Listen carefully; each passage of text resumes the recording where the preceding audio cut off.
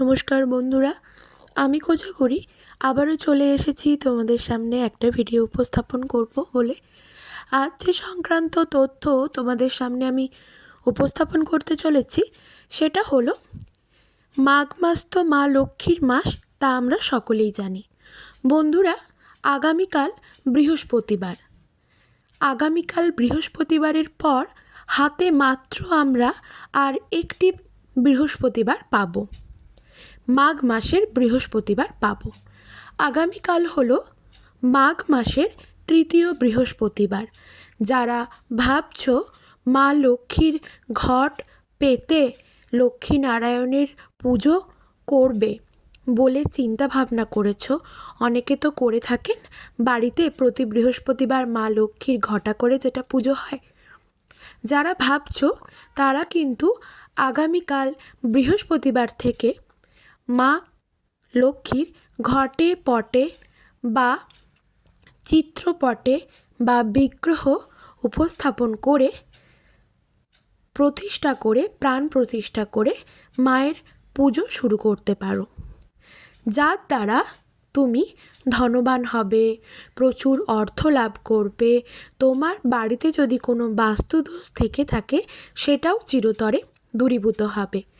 কিভাবে মা লক্ষ্মীর ঘট স্থাপন করে পুজো শুরু করবে সেটা তোমাদের সাথে আলোচনা করব, আর জানাবো বিশেষ কয়েকটি টোটকা ক্রিয়া, যার দ্বারা এক সপ্তাহের মধ্যে তোমরা হাতে নাতে ফললাভ করবে। হ্যাঁ বন্ধুরা, এটাই দৃঢ় সত্য কথা। এই জিনিসটি আমি কোজাগরি লক্ষ্মী পুজোর দিন করেছিলাম। আমি 10 দিনের মাথায় হাতে নাতে ফললাভ করেছি। কী সেই বিশেষ টোটকা ক্রিয়া অবশ্যই বলবো, তবে চলো তার আগে ইন্ট্রোটা দিয়ে ফেলি। বন্ধুরা, আমি ওমের মা চ্যানেলে তোমাদের আবারও সুস্বাগতম। আশা করি সকলে খুব ভালো আছো, সুস্থ আছো। আমিও ভালো আছি। অতিরিক্ত ঠান্ডা লাগার কারণে গলাটা একটু বসে আছে। প্লিজ একটু কষ্ট করে তোমরা পুরো ভিডিওটি মন দিয়ে শুনে নিও। যদি ভালো লেগে থাকে ভিডিওটি অবশ্যই লাইক করো, শেয়ার করো আপনজনদের সাথে। কমেন্ট করে জানিও যদি তোমাদের আরও কিছু জানার থাকে। যদি কিছু না জানার থাকে তবে অবশ্যই কমেন্ট বক্সে জয় মা লক্ষ্মীর জয় কথাটি লিখে যেও। তো চলো আর বেশি কথা না বলে শুরু করি কিভাবে মা লক্ষ্মীর ঘট স্থাপন করে পুজো করবে। বন্ধুরা, মা লক্ষ্মীর চিত্রপট বা এমন একটি লক্ষ্মীনারায়ণের বিগ্রহ বা শুধু লক্ষ্মী মায়ের ফটোতে বা মূর্তিতে তোমরা পুজো শুরু করতেই পারো। যদি চিত্রপটে বা ফটোতে পুজো করো ঘট স্থাপন করে, সেক্ষেত্রে আলাদা নিয়ম। আর যদি ঠিক এই টাইপের বিগ্রহ, অর্থাৎ পেতলের যে লক্ষ্মীনারায়ণের বিগ্রহটি স্ক্রিনে এখন দেখতে পাচ্ছ, এটা আমার বাড়ির বিগ্রহ, তবে কিন্তু এই বিগ্রহটিকে প্রাণ প্রতিষ্ঠা করতে হবে। যে বিগ্রহটি তুমি বাড়ির মধ্যে রাখবে, চেষ্টা করবে সেই বিগ্রহটি বা মূর্তিটি যেন 1 ফুটের বেশি না হয়। আশা করি বোঝাতে পারলাম। শুধুমাত্র লক্ষ্মী বা লক্ষ্মীনারায়ণের মূর্তি ক্ষেত্রে একথা বলছি না, সমস্ত মূর্তি বা বিগ্রহ যদি তোমার বাড়িতে রাখো, চেষ্টা করবে সেটা যেন 1 ফুটের বেশি না হয়।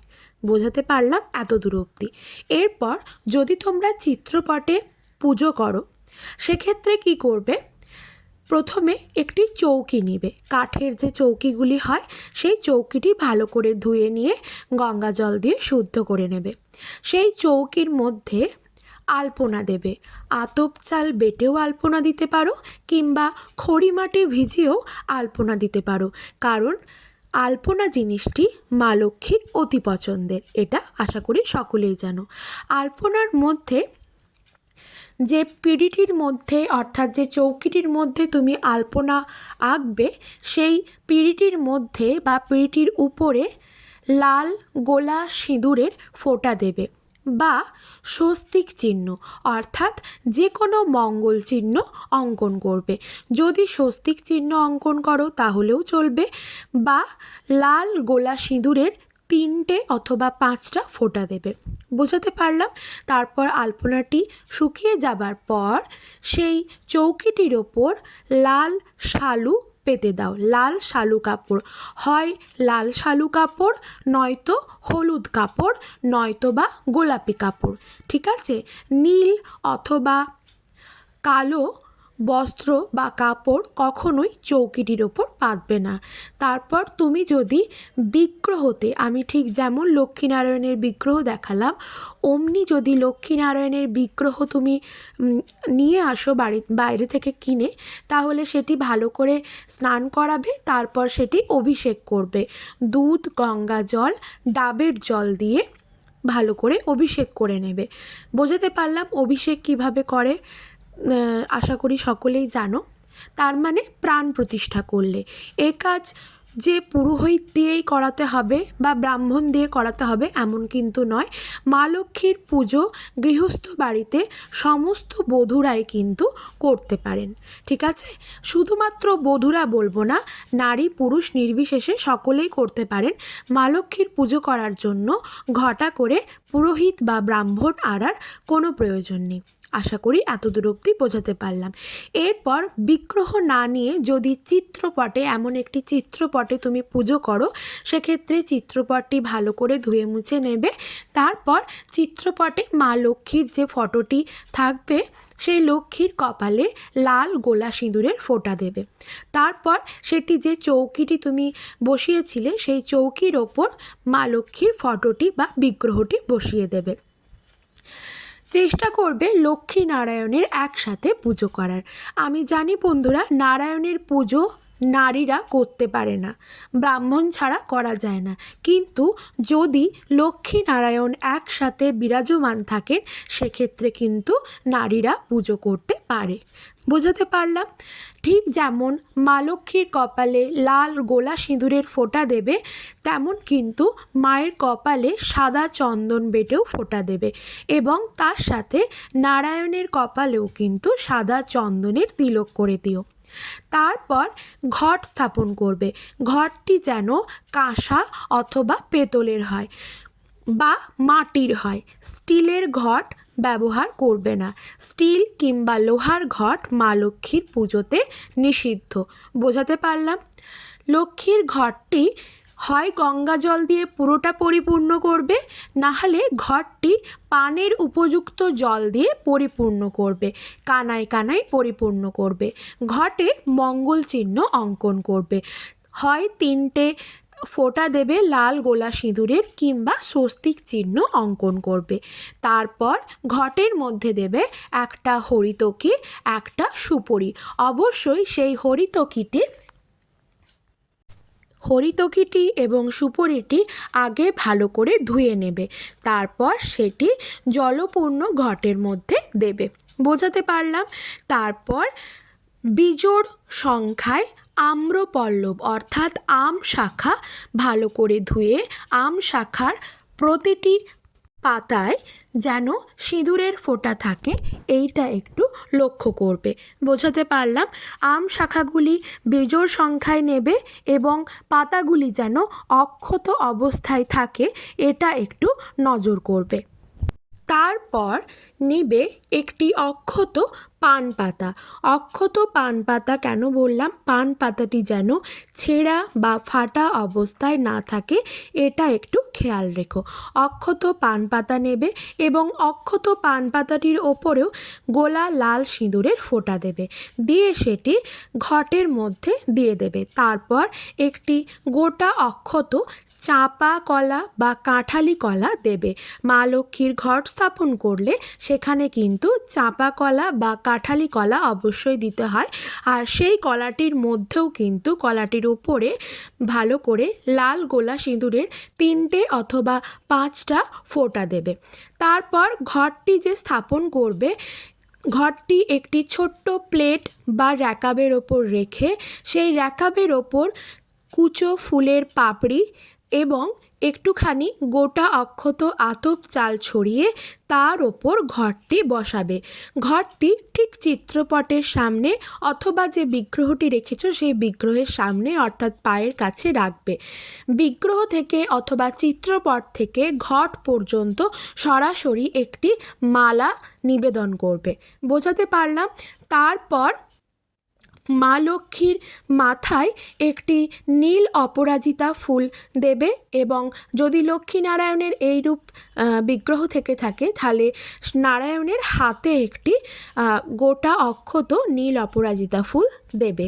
তারপর তুমি তোমার মনস্কামনা জানিয়ে মায়ের পুজো করবে। মাকে তোমার সাধ্য সামর্থ্য মতো নৈবেদ্য সাজিয়ে দাও। চেষ্টা করবে মায়ের নৈবেদ্যের মধ্যে একটিখানি কলা রাখার এবং সাদা বাতাসা মাকে নিবেদন করার। বোঝাতে পারলাম এত দূর অবধি?